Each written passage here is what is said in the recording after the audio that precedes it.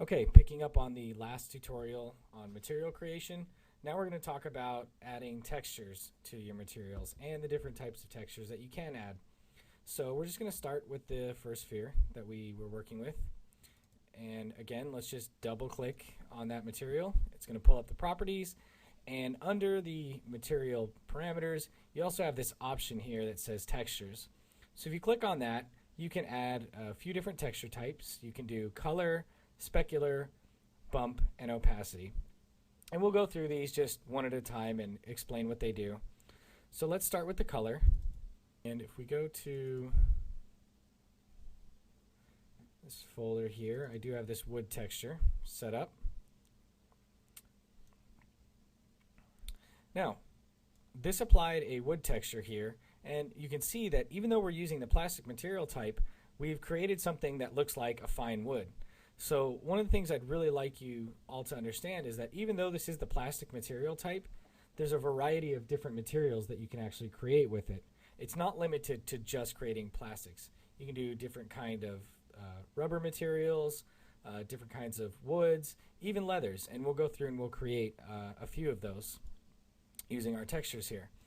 Now, the main thing you're going to want to ask yourself when you assign a texture, you're creating a material, like in this case, we're creating a wood. You want to ask yourself, is this actually reflective? And if it's not, you might want to turn your specular color down. Or you might want to have your specular color up, but you might want to start to introduce a little bit of roughness here to start to break up that reflection a little bit. So you still get some highlights going on, but they're not perfectly polished, perfectly reflective highlights. Okay. So if we turn this roughness back down, you can see how our reflections are getting nice and sharp. Now going back to that index of refraction property, if I start to increase this, you can start to simulate a little bit more of a clear coat on something like a wood. But again, be careful how high you take this, or you're going to start to simulate something that's a little bit more metallic, or it might not look too realistic. Okay. All right, let's remove this one for a second, and let's talk about the specular. I'm also going to take the roughness back down. Now, just by showing you the specular color and what that does, how that adds reflective areas, I want to go ahead and load a map in here and show you what that does. This is going to control what areas actually appear reflective, and the specular color essentially uses, or the specular map uses black and white values. So if I load an image in here that has black and white values, the white values are going to be 100% specular, the black values are going to be 0% specular. And so let's create a material that is a good example of where you might want to use that. So let's just load in the specular first. I have these tiles texture here. So let's load that in. And you can see what we've got going on here. Look where those reflections show and where they don't show. And let's take a look at that texture. So this is what we have. So all these black areas are basically telling the material that we're creating, don't be reflective here. All the white areas, it's telling it be 100% reflective. Okay. So let's load something else in with that that's going to make it a little bit more useful. If we grab a color texture here and set these tiles, now what we've got going on is a tile material that's reflective on the tiles and not where the grout is. Now whenever you're using multiple maps like a color and a specular and a bump, it's a good idea to go ahead and sync up your textures. When you do that, if you adjust something like the scale, both textures are going to adjust together. Okay. Now there's something else that we can do with this material to make it even more convincing. One thing we don't have is a bump applied. So a bump is also going to use something like black and white values to simulate a little bit more of a raised and lowered effect. So it's good for rendering small details that aren't really practical to model. So let's just load the same thing we have on our specular into the bump and just see what that does for us.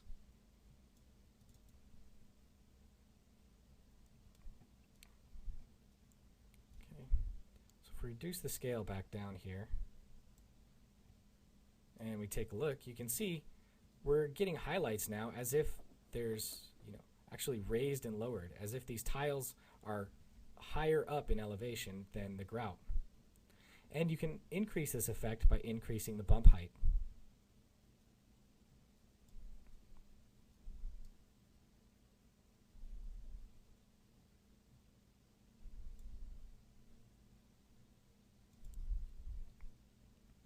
So there we were able to create a pretty realistic tile. And if we wanted to make it, say, more reflective, we could always come down here and start to boost this refractive index. And we get a little bit more reflections occurring on there. But keep in mind, the specular map is also telling this material, hey, don't render reflections right here where the grout is. And that's because the specular map is black in these areas.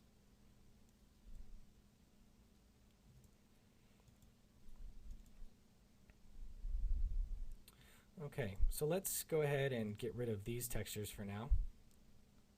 So we'll delete these. And let's talk about one other texture type, and that's going to be opacity maps.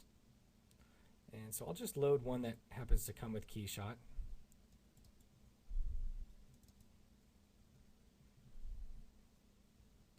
Let's find a good one here. Okay, so we have this mesh circular alpha. So what that's going to do is that's going to use black and white values to essentially render transparent areas on a material. So if I start to scale this down, you can see what we have is this material that has holes in it. So you can do things like circular mesh materials and stuff like that. You can also, still change the color of your plastic material, and that will update. Okay, so that's a quick look at the different texture types and what they do. And let's go ahead and just delete this for now. All right, so let's try and create another material type using the plastic. So in this case, let's go ahead and just create a leather.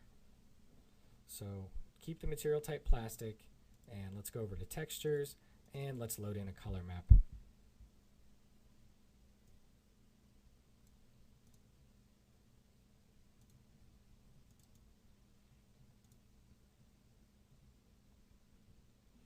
Here I have this leather, and that's assigned to our object. Now let's also just go ahead and load that same file in as a bump. Now there are better ways to go about creating a bump map using Photoshop from this color texture, but just for the sake of time, and if you're in a hurry yourself, this is better than not having any bump map at all. Now by default, the bump value on this, in this particular case, is a little bit too high. So we'll start to knock that back a bit. And again, let's make sure that sync is checked, because I'd like to reduce the scale of this, and I want both of these to follow. So we start to reduce this down, and maybe we can increase our bump height a little bit more, and maybe we can even add a little bit of roughness. Don't be afraid to use roughness in conjunction with a bump map. And also, our refraction index is still a little bit high, which is making this leather look a bit too reflective. So we can start to bring that down as well. Probably be more around the range of around 1.4.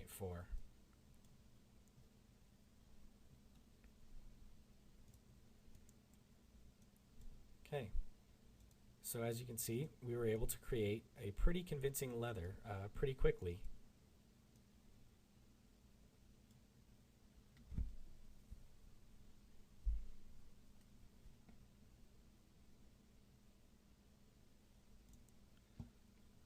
Okay, so let's try another material with the plastic.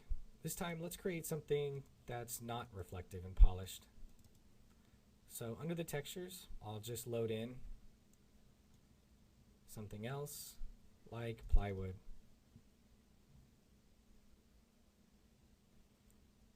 Okay, and if we reduce the scale down, there's something else you can do with the scale. Notice how the knots in the plywood are stretched.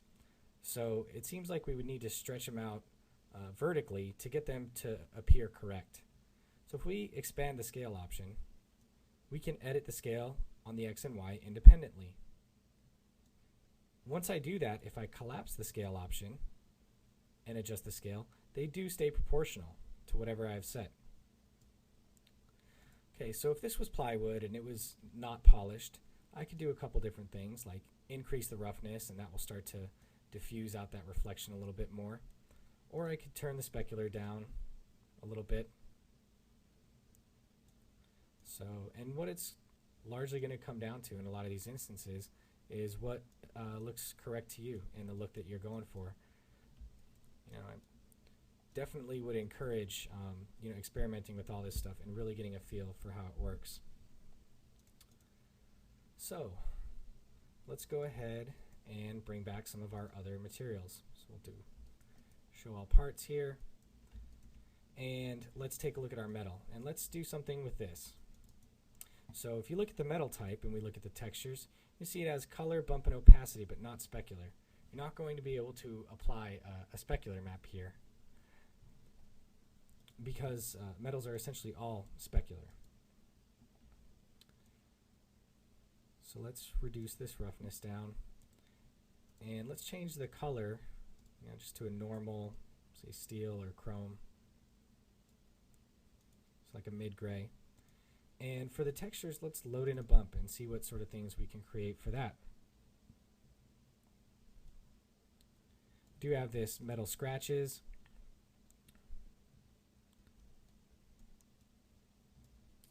And if I reduce the scale of this, you can see we can create a scratched metal. You can also increase the bump height, just like on the other one. And we could always add some roughness. And you can pretty easily create the look of a distressed metal.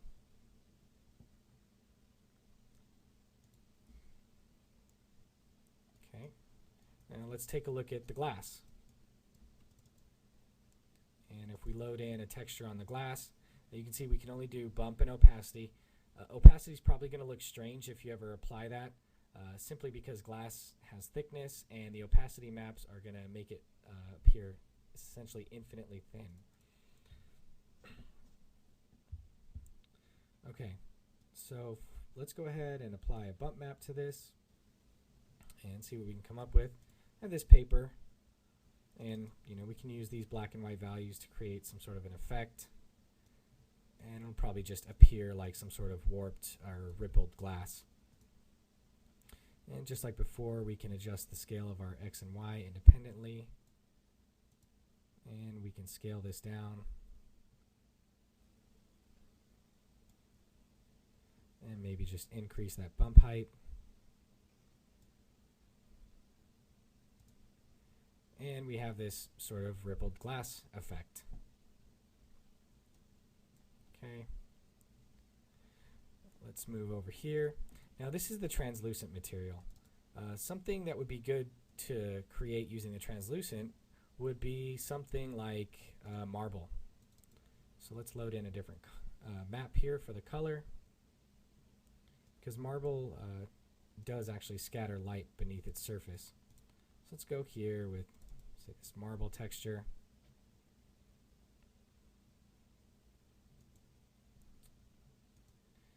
And I'm going to set this blend with color just to white. And for the subsurface color, let's knock back the saturation of this.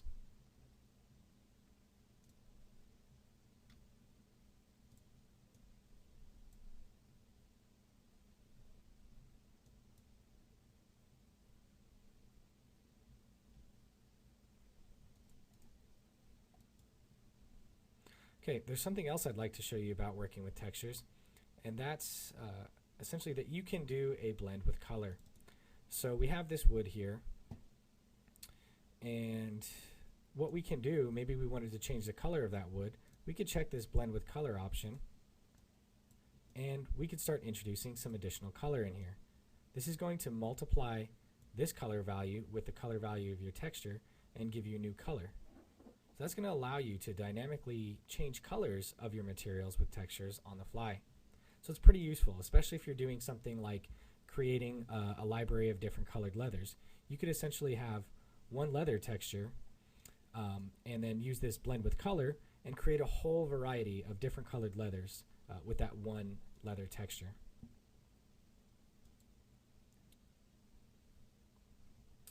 Now, there's another thing I'd like to talk to you about, and that's the mapping of your textures. Now, anytime you're dealing with textures in 3D, there's always going to be the issue of, okay, you have this 2D texture that needs to get projected onto a 3D object. And the 3D application needs to know how's it going to go about that.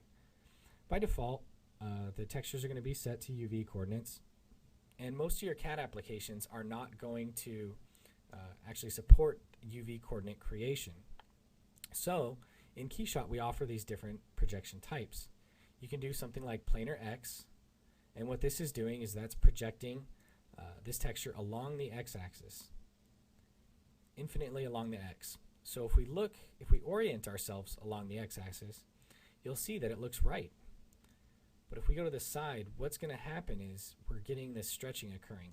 That's because imagine we have our texture here and we're projecting it out into space. It's going to project infinitely through this object.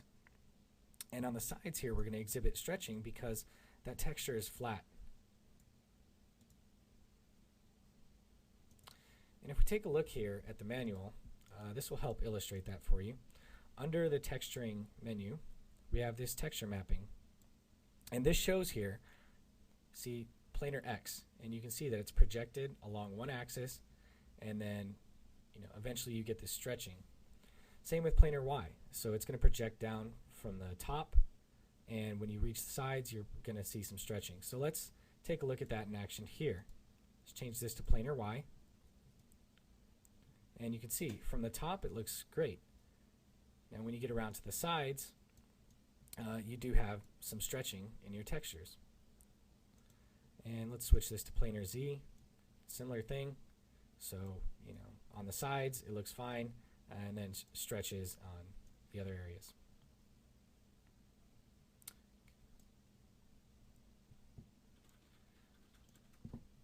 Now, to avoid the stretching issue, we have another mapping type called box map. And what box map does is it projects it from all sides of a cube. So imagine there's a cube surrounding this sphere, and each face of that cube has a texture map to it that it projects inward.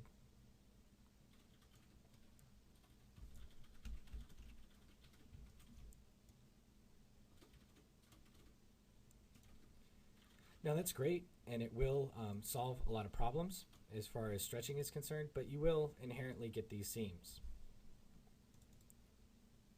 Okay, there's another option here, and that's spherical. And that's perfect for something like this particular object that is a sphere shaped.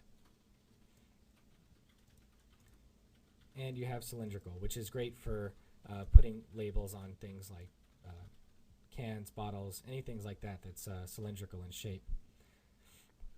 Now, each one of these automatic mapping types essentially have a mapping tool. So if we click on box map and click the mapping tool, we can position this texture with that mapping tool. You can adjust the scale of it and the rotation, and you can click the position button to position that somewhere on the model, and when you're happy with your positioning, you can click done. Now same thing with cylindrical. If we set this to cylindrical,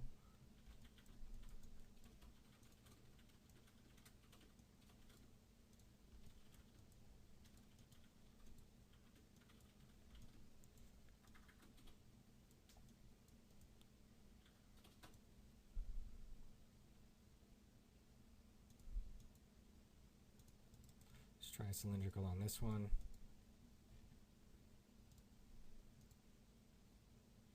And let's go to our mapping tool. So this is essentially what you'll have with the cylindrical.